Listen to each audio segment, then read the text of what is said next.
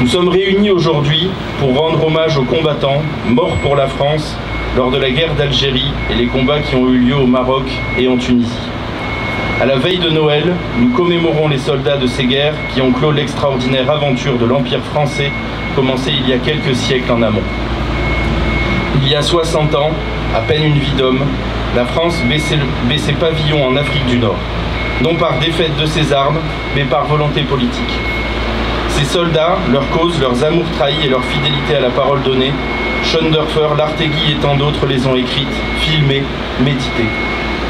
Nous ne pouvons que nous renvoyer vers ces œuvres poignantes et sobres qui reflètent la douleur des âmes trompées et des cœurs broyés par le réalisme des cyniques et des hommes de pouvoir, toujours à la traîne d'un sens de l'histoire qui va toujours à l'encontre de celui de la France.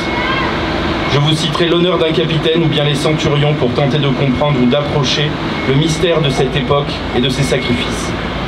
Ces soldats furent sans doute parmi les plus méritants, de ceux de qui l'on dit, comme à propos du centurion de Capharnaüm, quand Jésus entend cela, il admire l'officier. Quel saint, quel patriarche d'Israël, quel héros peut-il se prévaloir d'être admiré de Dieu lui-même?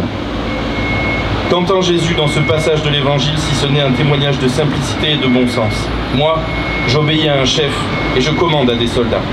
Je dis à l'un d'eux va et il va. Je dis à un autre viens et il vient. Et le centurion de protester de son indignité personnelle, mais de sa simple confiance en la parole du Christ. C'est en méditant ce passage que nous mesurons l'ampleur de la trahison.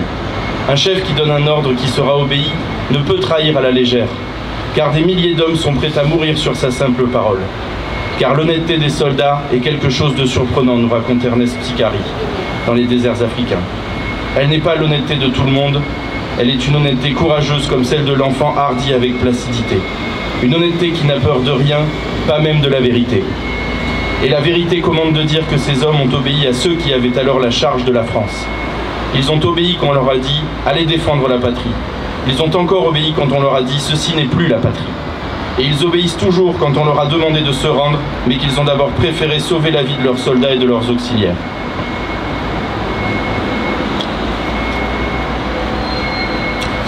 Prenons garde de ne pas maltraiter l'obéissance, cette vertu si fragile sur laquelle repose confiance. Psicari, à la tête de ces hommes dans les sables de Tidrit, écrit « J'étais à Capharnaüm avec le centurion ». Aujourd'hui, nous aimerions pouvoir dire « J'étais à Alger avec les capitaines ». Ceux obéissant à l'honneur de la parole donnée et à la fidélité du courage. Rien n'est changé, sinon la soumission véritable que nous n'avons pas, sinon la modestie et l'amour. Vive la France!